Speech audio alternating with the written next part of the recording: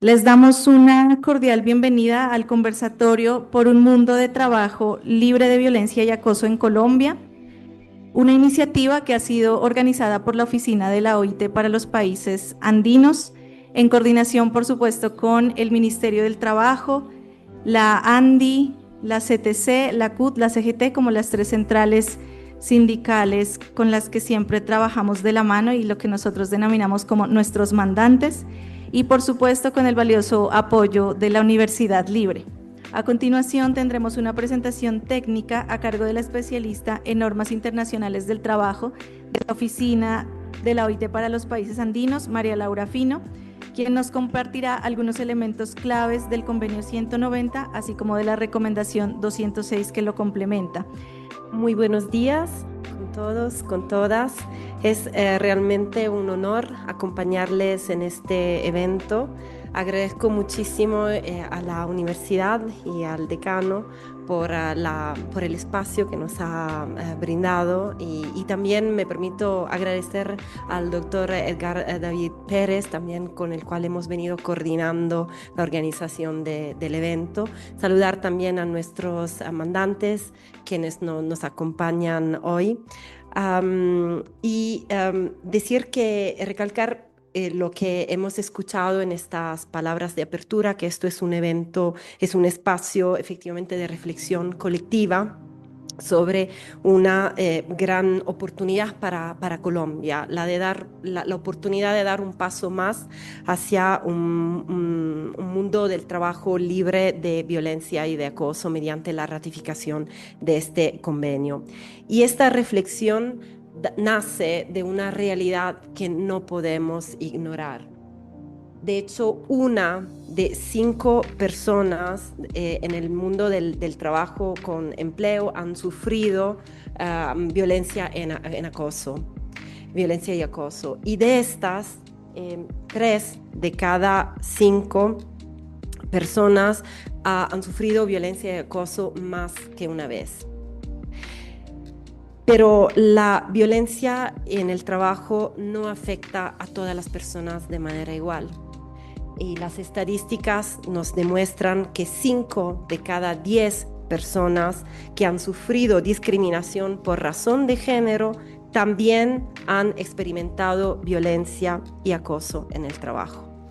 Entonces, cuando sumamos otras formas de discriminación, como pueden ser la nacionalidad, la religión, la discapacidad o el color de la piel, el riesgo se incrementa. Y esto son las estadísticas que hablan claramente.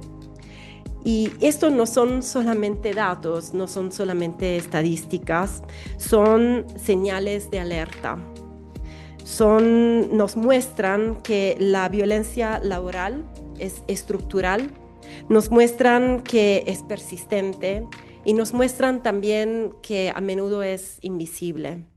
Entonces, los mandantes tripartitos de la Organización Internacional del Trabajo en 2019, en junio de 2019, decidieron adoptar estos instrumentos normativos, el convenio y la recomendación de la Organización Internacional del Trabajo sobre la violencia y el acoso en el mundo del trabajo, justamente para responder de manera global a este fenómeno. Y en mi presentación hoy quisiera abordar 3 temas en particular, sentar los elementos clave de estos instrumentos. Primero, ¿de qué se trata? Realmente, cuando hablamos de violencia y de acoso, de acuerdo con estos instrumentos, veremos cuál es la definición que se les da. Veremos cuál es el alcance, cuál es la población protegida. En segundo lugar, quisiera ver con ustedes cuáles son, cómo se aplica. Entonces, los 3 elementos principales: prevención, protección, también control de la aplicación de la normativa interna y vías de recursos, y finalmente, muy importante, eventos como esto de sensibilización y de formación. Y por finir, en mi presentación presentaré algunos de los avances y las experiencias con un particular enfoque en la región. Empezamos entonces con la definición de violencia y de acoso. El convenio de la OIT establece que la violencia es un conjunto de comportamientos y de prácticas inaceptables o de amenazas también de dichos comportamientos y prácticas. Entonces, no es necesario que los comportamientos se manifiesten, es suficiente una amenaza de dichos comportamientos. Y puede ser que sea una sola vez o de manera repetida. La repetición no es un elemento necesario para que se configure el caso de violencia y de acoso. Y finalmente, el otro elemento importante es que tengan por objeto causar un daño físico, psicológico, sexual, económico, y incluye la violencia y el acoso por razón de género. Entonces, es importante, si bien como las estadísticas los demuestran, es un fenómeno que se refiere o que toca también por razones de género. Estas dos cajitas que ven en la pantalla demuestran que hay una definición más general y luego una definición de violencia y acoso por razón de género, o sea que va dirigida a personas por razón de su sexo o de género y que afecta de manera desproporcionada a personas de un sexo o un género determinado. Y esto incluye el acoso sexual. Entonces, de nuevo, gráficamente podemos ver que hay una caja principal que es la violencia y el acoso en el mundo del trabajo, luego una especificidad en las cuestiones de violencia y acoso por razón de género, y esto incluye el acoso sexual. Esto es importante porque en la práctica de muchos países, en razón de las estadísticas que mostrábamos antes, mucha legislación y mucha práctica se enfoca en el acoso sexual o se enfoca en la protección de las mujeres, que son justamente uno de los grupos que en razón de su sexo son afectados desproporcionadamente. Pero es importante recordar que el convenio abarca a todas las personas en el mundo del trabajo. Y por ejemplo, las estadísticas también demuestran que hay unos sectores que son altamente masculinizados, como el sector de la seguridad privada, en el cual se dan muchos casos de violencia y acoso y que son a menudo invisibilizados también. El otro elemento elemento clave del convenio es quién está protegido, a quién busca proteger este convenio.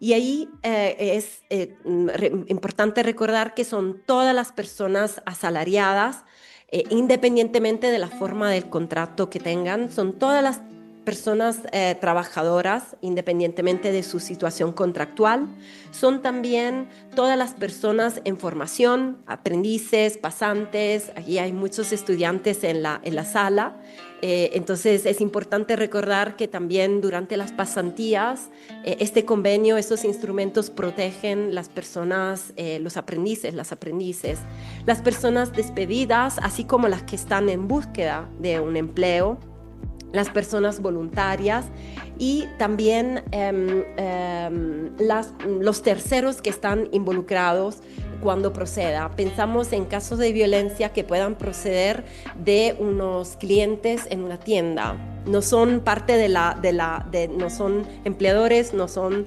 trabajadores, pero los terceros que pueden también actuar de manera violenta frente a las personas que están trabajando en una tienda. Entonces es importante también considerar estas situaciones. Y finalmente quisiera recordar que la violencia y el acoso ocurre durante el trabajo, en relación con el trabajo o como resultado del trabajo. Entonces, ¿esto qué quiere decir? Quiere cubrir unos lugares físicos, como los lugares que pueden ser públicos o privados, los lugares donde se recibe el pago, donde se descansa, donde se come, los vestuarios, los sanitarios, las áreas comunes y también el alojamiento proporcionado por el empleador. Y también hay unas situaciones o unas actividades asociadas con el trabajo, por ejemplo, los desplazamientos, los trayectos entre el domicilio y el trabajo, y hay que ver muy bien cómo se puede realmente actuar en estas situaciones. Entendemos que es muy importante que estas situaciones también se abarquen y la aplicación del convenio se consensúe entre los empleadores, los trabajadores y el gobierno, ¿no? Que se pongan en marcha unas actividades o unas acciones para poder justamente cubrir estas situaciones que van, como los empleadores lo han recordado durante la adopción de estos instrumentos, van más allá del control que tienen los empleadores directamente, ¿no? También los viajes, los eventos, las actividades de formación, las comunicaciones. Vivimos en un mundo en el cual estamos conectados en redes constantemente, entonces también en las comunicaciones y los medios digitales puede ocurrir violencia y acoso. Y ahora quisiera recordar que este convenio, acompañado por la recomendación, es un convenio que tiene un enfoque muy inclusivo. Se refiere entonces a todas las personas en el mundo del trabajo, todos los sectores. Sabemos también las tasas de informalidad en algunos países de la región. Entonces, recordar que también los trabajadores que están en el sector informal están cubiertos por estos instrumentos, zonas urbanas, zonas rurales. También es un enfoque integrado, no es solamente la legislación laboral que puede tratar de los temas de violencia y acoso, sino también hay aspectos de seguridad y salud en el trabajo que hay que ver, hay aspectos de igualdad y no discriminación, el derecho penal según proceda, y finalmente también y esto lo mencionamos, son instrumentos que se apoyan en consideraciones de género. Ahora sí, la parte operativa. Hemos aclarado cuál es la definición, quién son las personas protegidas, dónde puede ocurrir la violencia y el acoso. Ahora es importante ver en qué consiste la prevención y la protección de acuerdo con estos instrumentos de la OIT. Y primero, recordar que el convenio prevé que es necesario definir y prohibir la violencia a nivel de la legislación. Entonces, la legislación del país debe de estar muy clara sobre la prohibición de la violencia y el acoso, y también el enfoque preventivo. Prohibir y no es suficiente, y definir es importante, pero hay que también trabajar en la protección, en la prevención y en la protección, sobre todo de las personas que están más expuestas. Y ahí hay la recomendación que acompaña el convenio, que proporciona algunos ejemplos. Esto me permite aclarar un tema muy importante. El convenio, una vez que está ratificado por un país, es un tratado internacional vinculante. Sus disposiciones son vinculantes para el país que lo ha ratificado. Al contrario del convenio, la recomendación no es un instrumento vinculante, sino que ofrece orientación y guía al Estado y a todos los poderes del Estado en la implementación del convenio. Y en este caso, por ejemplo, el convenio nos dice que es importante proteger a las personas que estén más expuestas, y la recomendación que lo complementa dice, ojo, consideren, por ejemplo, estos sectores que pueden estar particularmente expuestos, por ejemplo, el trabajo nocturno, el trabajo que se realiza de forma aislada, como puede ser el trabajo doméstico. Pero estas no son obligaciones del gobierno, sino que son orientaciones contenidas en la recomendación que acompaña y complementa el convenio. También mencionar que en cuanto a la prevención y la protección, algunas medidas concretas que se pueden efectivamente poner en marcha es la adopción de una legislación que exija a los empleadores tomar medidas apropiadas y atención, acorde a su grado de control, para prevenir la violencia y el acoso en el mundo del trabajo. Y esto concretamente, ¿qué puede significar? Puede significar que las personas empleadoras puedan adoptar una política del lugar del trabajo de tolerancia cero hacia la violencia y el acoso en el mundo del trabajo, que puedan considerar el riesgo de violencia en el marco de la seguridad y la salud en el trabajo y la evaluación de riesgos. Tal como se evalúa el riesgo de caída de altura, se puede evaluar el riesgo de violencia y acoso en el mundo, en el entorno laboral.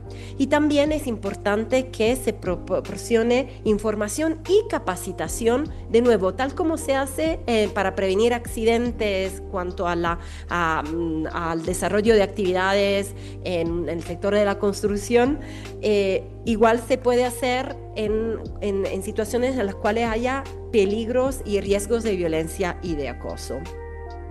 También el segundo elemento en cuanto a la aplicación práctica es la aplicación de vías de recursos y de reparación.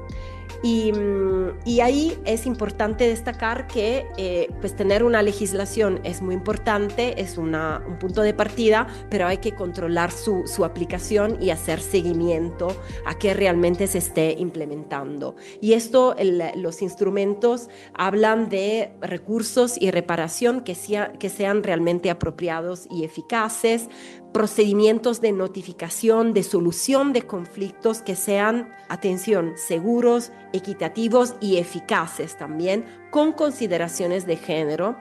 Y también considerar la importancia de garantizar el derecho que se conoce en la seguridad y en la salud en el trabajo, de alejarse, el derecho de alejarse de una situación de peligro grave e inminente para la vida y la salud sin sufrir repercusiones o retaliaciones por haberse alejado de esta situación. También es importante prever sanciones en caso de infracción. Y finalmente es importante la privacidad y la confidencialidad. Y esto va para ambas partes que están involucradas, para las personas que se presentan como víctimas, ¿no?, de violencia y acoso, así como para los eventuales acosadores. Finalmente, el tercer punto y también obviamente la inspección del trabajo. Esto es fundamental, ¿no? Hablamos de control de la aplicación y la inspección del trabajo juega ahí un papel fundamental. Así, quisiera terminar esta segunda parte recordando la importancia de la orientación, de la formación y de la sensibilización. Eventos como este, como lo mencionaba antes, es muy importante que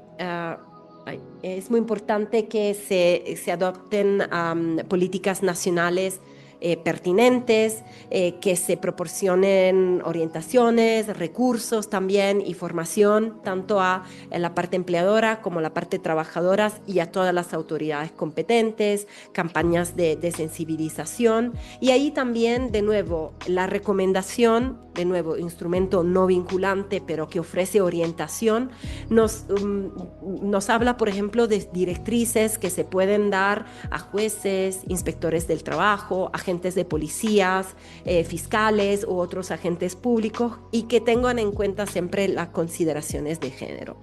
Así, acercándome al cierre de esta presentación, quiero solamente recordar que en América Latina ya 11 países han dado el paso de ratificación del convenio, es decir, más de un tercio de los países de la región han ratificado este convenio.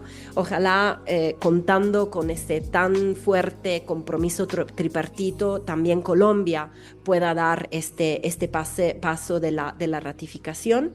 Y recordar ahora, por finir, algunos de los pasos que siguen a la ratificación, para que todos tengamos presente y todas tengamos presente qué pasa luego de la ratificación. Y ahí tenemos el ejemplo del Perú, que ha ratificado este convenio el 8 de junio de 2022. Luego de la ratificación, el convenio entra en vigor 12 meses después. Y el sistema de control de la OIT también se pone en marcha un año después. El sistema de control de la OIT es un sistema cuyo objetivo es acompañar el país en la mejor aplicación del convenio. Y por eso se le da un tiempo de 2 años entre la ratificación y la entrada en vigor y luego el sistema de control para que el país pueda justamente ajustar su legislación, si es necesario, sus prácticas, para cumplir con las disposiciones del convenio.